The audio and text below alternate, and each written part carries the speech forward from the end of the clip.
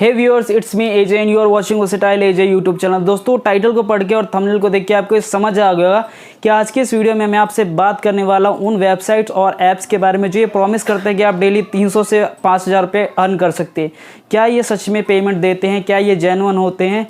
और क्या इससे आपको पर्सनल डेटा लॉस भी हो सकता है? और क्या ये फाइनेंशियली भी आपको हार्म कर सकते हैं या नहीं कर सकते? दोस्तों, इन सब चीज़ों के बारे में इस वीडियो में हम आपको बताएंगे और इस वीडियो को आप पूरा ज़रूर देखिएगा ताकि आप फ्यूचर में कभी भी इस तरह के किसी ऐप्स या वेबसाइट का शिकार ना बने। तो इस वीडियो को पूरा ज़रूर देखिए। तो चलिए वीडियो शुरू करते हैं। तो दोस्तों, जैसा कि आपको मेरे बगल में मेरे फ़ोन की स्क्रीन दिख रही है और उसके अंदर आपको बहुत से मैसेजेस दिख रहे होंगे जहाँ पे आपको 300 से 5000 डेली अर्न की बात की जा रही होगी।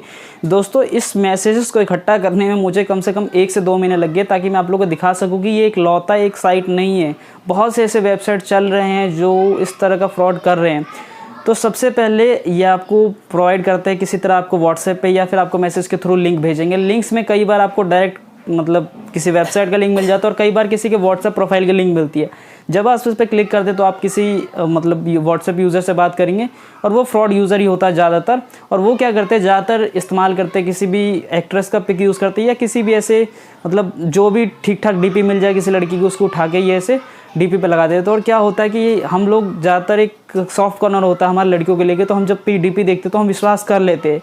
अगर आप थोड़ी भी होशियार है तो आप उसे डीपी को गूगल पर सर्च करके पता कर सकते हैं कि वो पर्सनैलिटी है, वो जो डीपी है वो किसकी है।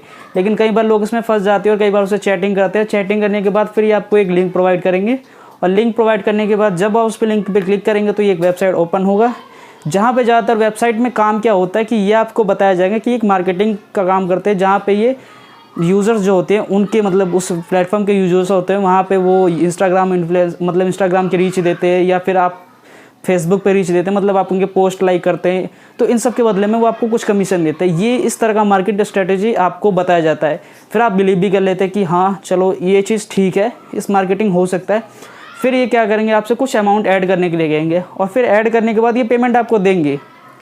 पेमेंट ऐसा नहीं देंगे, लेकिन देने के बाद क्या करेंगे, आपका एक ट्रस्ट बिल्ड होगा। जब आप किसी ऐप पे जाएंगे और जब आपको पेमेंट डेली अगर मान के चलिए 150, 200, 300 भी अगर आपको 5 मिनट या 10 मिनट इस्तेमाल करने से मिल जाता है तो आपका एक ट्रस्ट बिल्ड होगा। फिर आप 1000 ऐड करेंगे, फिर एक टाइम आएगा जब अच्छा खासा अमाउंट हो जाएगा तो आप उस पर 10,000 ऐड कीजिएगा। तो एक टाइम जब होगा जब इनको लगेगा कि इनके पास एक अच्छा खासा अमाउंट हो चुका है, फिर ये क्या करेंगे, बंद कर देंगे अपने वेबसाइट को, फिर आपको एकदम से धप्पा कर देंगे। फिर आप क्या होंगे कि ज़्यादातर आप लॉस में ही रहेंगे, क्योंकि आप जब प्रॉफिट बनाते हैं किसी जगह से तो आप इन्वेस्टमेंट के सोचते हैं। तो ज़्यादातर यूज़र इन्वेस्टमेंट के चक्कर में ज़्यादा कई बार लगा देता है अपनी जेब से और उस चक्कर में उसका नुकसान हो जाता है। तो ज़्यादातर ये इसी तरह से करते हैं और इनके ज़्यादातर मार्केटिंग प्लान इंस्टाग्राम, फेसबुक इनकी रीच होती है। और दूसरा आपको दिखाया जाएगा कि ये आपको वर्चुअल ऑर्डर कहेंगे हमारा फ्लिपकार्ट और अमेज़ॉन के साथ टाइप है, जिसके अंदर हम क्या करते हैं, उनको वर्चुअल ऑर्डर प्रोवाइड करते हैं ताकि उनके सेलर्स की रीच बढ़े। इस तरह के मार्केटिंग स्ट्रेटजी आपको बताएंगे ताकि आप बिलीव कर लें कि हाँ हो सकता है कोई सेलर अपनी वर्चुअल ऑर्डर प्लेस करवाता हो ताकि उसकी रीच बढ़े और रीच बढ़ने से सेलर्स को ज़्यादा प्रॉफिट हो ताकि उसके पास ज़्यादा कस्टमर्स आए। तो इस तरह की मार्केटिंग स्ट्रेटजी बताते हैं जो आम बंदा सोचता है कि ये सच है और इस चक्कर में वो इन्वेस्ट करता है। इन्वेस्ट करने के बाद पेमेंट रिसीव होता है और जब एक अच्छा खासा अमाउंट ऐड कर देता है तो उसके बाद वो एकदम से धप्पा कर देता है और फिर आपको नुकसान हो जाता है। तो ये हो जाता है कि आपको ये फाइनेंशियली कैसे लॉस पहुंचाते हैं और किस तरह से इनकी एक स्ट्रेटजी बनी हुई है किसी यूज़र को फंसाने की। अब इसके बाद नेक्स्ट मैं बात करता हूँ कि कैसे आपका पर्सनल डेटा का लॉस हो सकता है। तो अब दोस्तों, ज़्यादातर आपने सुना होगा हैकिंग कैसे किया जाता है। तो मेरे एक टीचर उन्होंने बताया था कि कभी भी कोई हैकर आपके फ़ोन को डायरेक्ट नहीं हैक करता, वो सबसे पहले आपको हैक करता है। अब मैं बताता हूँ यहाँ पे आपको कैसे हैक किया जाएगा। कई बार वेबसाइट पे आप जब लॉगिन कर लेते हो तो वो कहते हैं आपको एक ऐप डाउनलोड करने के लिए। अब मैं आपको दिखाता हूँ, एक बगल में एक ऐप इंस्टॉल करता हूँ। इंस्टॉल नहीं करूँगा, सिर्फ बताऊँगा क्योंकि एमआई में एक फीचर होगा इंस्टॉल करने से पहले वो बता देता है कि ये ऐप कौन कौन सी परमिशन लेगा। तो जैसे ही मैं उसके ऊपर इंस्टॉल पे क्लिक करता हूँ तो आप देख सकते हैं कि वो ऐप क्या क्या परमिशन मांगेगा, क्योंकि एमआई में ये फीचर है तो इसीलिए मैं आपको दिखा पा रहा हूँ। तो ये जो ऐप है ये बहुत सारी फ़ोन की बहुत परमिशन मांग रहा है, जबकि इसको इस चीज़ की रिक्वायरमेंट नहीं है। जब इसका काम सिर्फ वर्चुअल ऑर्डर क्रिएट करना है तो इतने परमिशन मांगे, फुल एक्सेस अगर हमारे फ़ोन का मांगना चाहता है तो उसका कोई रीज़न होगा। तो यहाँ पे क्या किया, सबसे पहले आपको पैसे के लालच में फंसाया, फिर आपने खुद से अपने फ़ोन में एक ऐसे ऐप को इंस्टॉल कर दिया जो कि हार्मफुल हो सकता है। इस ऐप को पूरा एक्सेस मिल चुका है आपके फ़ोन का, अब ये ऐप आपके फ़ोन से डेटा पहुंचा सकता है जो भी इस ऐप का ऑनर होगा, और उसके बाद आपको डेटा लॉस हो सकता है। और ज़्यादातर इस ऐप्स के अंदर आपको दिख जाएगा, कई बार इसमें बग्स होते हैं तो आपको दिख जाएगा, ज़्यादातर जो करेंसी यूज़ करते हैं वो युआन में दिख जाती है। तो आप चाइना की भी करेंसी को देखते होंगे तो वाई तरह का और वाई का सिंबल होता है, उसके बीच में क्रॉस होता है, तो इस टाइप का सिंबल होता है। तो हो सकता है कि चाइनीज़ लोग कर रहे हों, मैं टारगेट नहीं कर रहा हूँ चाइना को, लेकिन ज़्यादातर आपको ऐप्स में देखने को मिल जाएगा। तो ये उनकी तरफ से, और ज़्यादातर जो हैकिंग के आते तो इधर चाइना साइड से ही आती है। तो इन ऐप से बच के रहिएगा, क्योंकि ये पर्सनली आपको बहुत ज़्यादा लॉस कर सकते हैं। डेटा लॉस आज के टाइम में सबसे बड़ा लॉस होता है, क्योंकि आपकी पर्सनल चीज़ें वहाँ चली जाती हैं उनके पास, और उसके बाद उसका गलत इस्तेमाल भी हो सकता है। तो मैंने आपको बता दिया वेबसाइट के थ्रू कैसे टारगेट कर सकते हैं, और ऐप के थ्रू आपको कैसे फाइनेंशियली भी लॉस कर सकते हैं, और कैसे आपका पर्सनल डेटा लॉस भी हो सकता है। तो ये मेन टारगेट होता है इनको, किसी को नुकसान पहुंचाने का। तो दोस्तों यही बताना था आपको। तो कभी भी अगर आप इस तरह के वेबसाइट पे जाना चाहते हैं या ऐप्स को करना चाहते हैं तो एक बार सोच जरूर लीजिएगा कि कोई भी इतना ज़्यादा अमाउंट अगर देगा तो उसके पीछे कोई ना कोई बहुत बड़ा कारण ज़रूर होगा। तो कई बार ये पेमेंट देते हैं शुरू में, लेकिन फिर उसके बाद एक अच्छा खासा लॉस भी होता है। अब मैं आपको एक एग्जाम्पल बताता हूँ, वो मेरे दोस्त का ही है।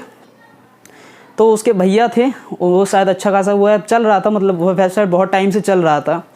तो उसके भैया ने अच्छा खासा अमाउंट कमा लिया था, फिर उसे इन्वेस्ट कर दिया। फिर उसने क्या, उनके भैया ने मेरे दोस्त को भी बोला कि मेरी तरफ से ऐड कर ले 10,000 और ऐड कर ले। उसने भी अच्छा खासा अमाउंट ऐड कर लिया 10,000, और उसके बाद उससे प्ले करता रहा। उसको 7-8-10 दिन तक पेमेंट आया।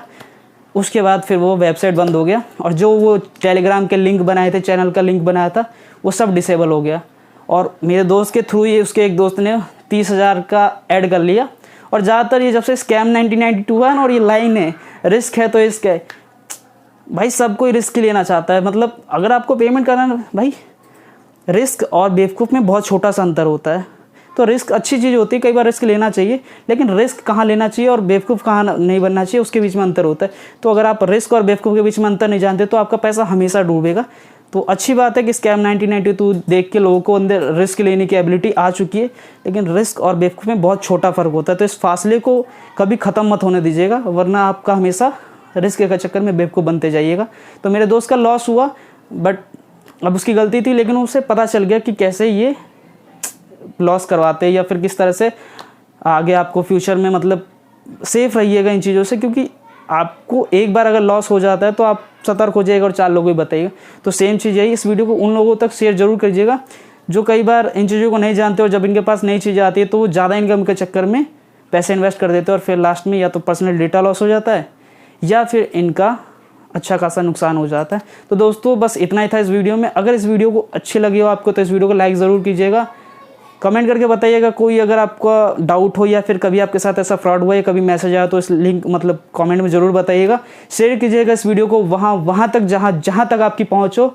और दोस्तों चैनल को सब्सक्राइब जरूर कीजिएगा, ताकि मैं ऐसी ही अच्छी वीडियोस आपके लिए लाता रहूँ और आपको सिक्योरिटी से रिलेटेड कुछ ना कुछ बताता रहूँ। दोस्तों तब तक के लिए धन्यवाद। जय श्री राम, भारत माता की जय, हस्त नमस्ते, बाय बाय।